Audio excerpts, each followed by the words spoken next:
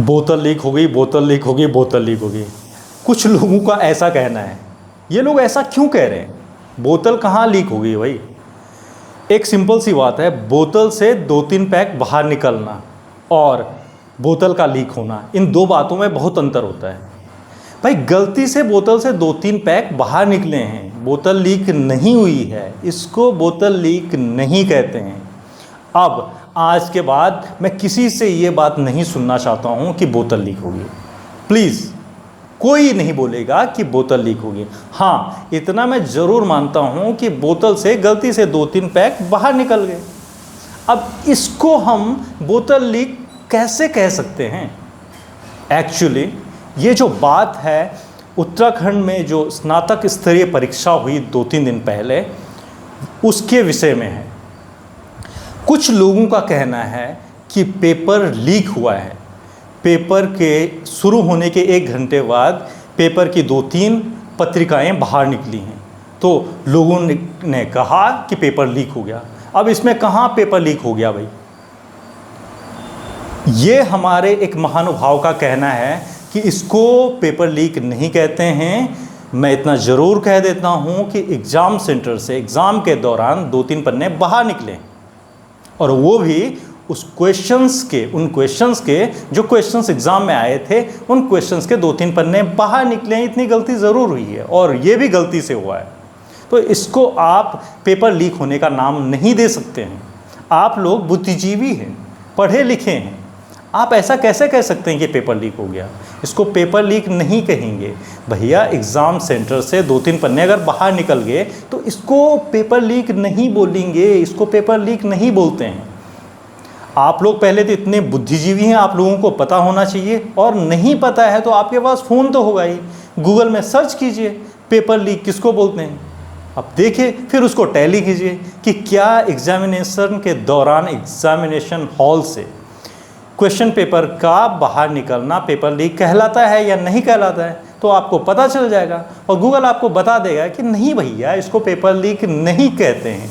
जब तक examination centre से पूरा पेपर बाहर नहीं निकला, उसको पेपर लीक नहीं बोलेंगे। 2-3 पन्ने पेपर लीक नहीं होता है।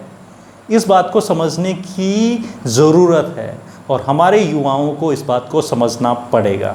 ये बात हमारे किसी महानुभाव के द्वारा कही गई, और जिस महानुभाव के द्वारा कही गई, मुझे ज़रूरी नहीं लगा कि उस महानुभाव का नाम क्या है, उस महानुभाव का पद क्या है। इसलिए ना तो मैंने उसके नाम को जानने की कोशिश करी, ना उसके पद को जानने की कोशिश करी।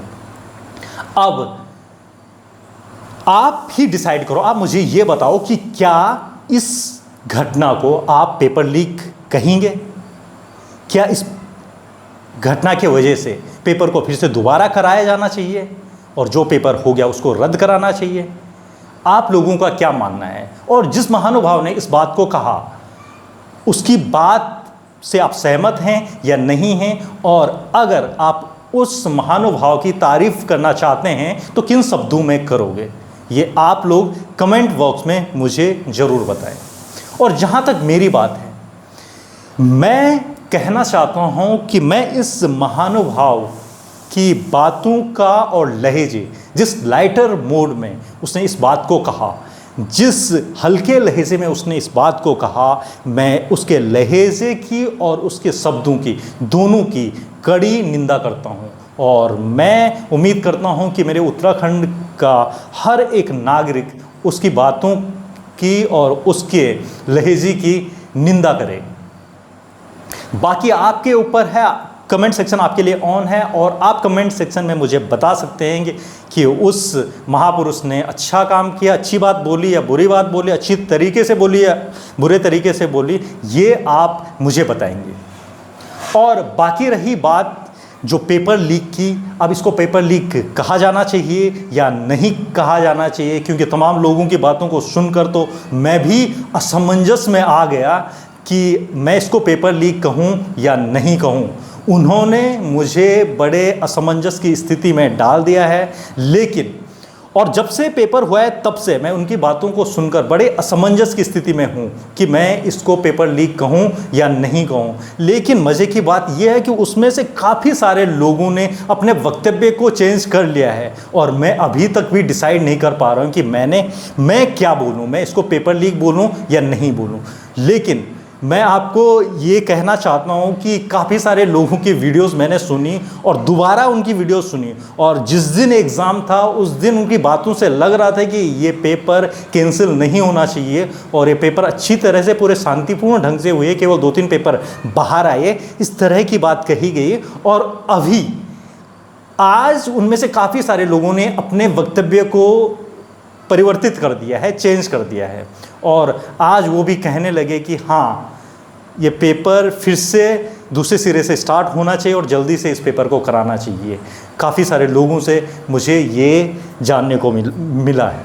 तो ये बात सुनकर मुझे काफ़ी अच्छा लगा, और जितने भी बंधु लोग इसमें स्टेक होल्डर्स हैं, जो भी अभ्यर्थी इसमें हैं, जिन्होंने इस पेपर के अप्लाई किया है, जिन्होंने भी इस पेपर को दिया है, मैं ये उम्मीद करता हूँ कि हमारी जो UKSSC गवर्नमेंट और हमारे देश का हर एक नागरिक एक साथ में इनके साथ में खड़ा होएगा और हर वो निष्कर्ष पे जाएगा कि जो इन लोगों के लिए, इन तमाम अभ्यर्थियों के लिए न्याय संगत हो, ऐसी मैं कामना करता हूं। और जितने भी लोग इसमें स्टेक होल्डर्स नहीं हैं वो लोग भी डटकर उनके साथ में खड़े होंगे, क्योंकि डिवाइड होकर तो हमें कुछ भी हासिल होने वाला नहीं है। क्योंकि आज किसी पे वार हो रहा है, कल किसी पे हुआ था, आने वाले कल किसी और पे होएगा।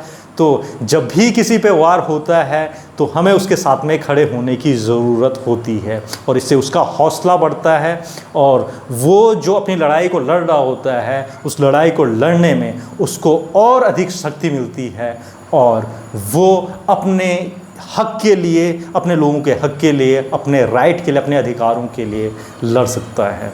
तो ये महानुभाव की बात आपको कैसी लगी, जिन्होंने इतने लाइटर वे में पेपर लीक होने की बात कही, ये मुझे आप कमेंट सेक्शन में बता दीजिएगा। और हम सबको आज उन अभ्यर्थियों के साथ में खड़े होने की ज़रूरत है, उनके साथ में लगे रहने की ज़रूरत है, जब तक UKSSC के द्वारा ये वक्तव्य नहीं आया कि इस पेपर को रद्द करके फिर दोबारा दूसरे सिरे से शुरू किया जा रहा है और जल्दी से जल्दी इसकी व्यवस्था की जा रही है। और आप सभी का धन्यवाद जिन्होंने इतने पेशेंस के साथ में मुझे सुना, और अपनी राय को आप कमेंट बॉक्स में ज़रूर दें।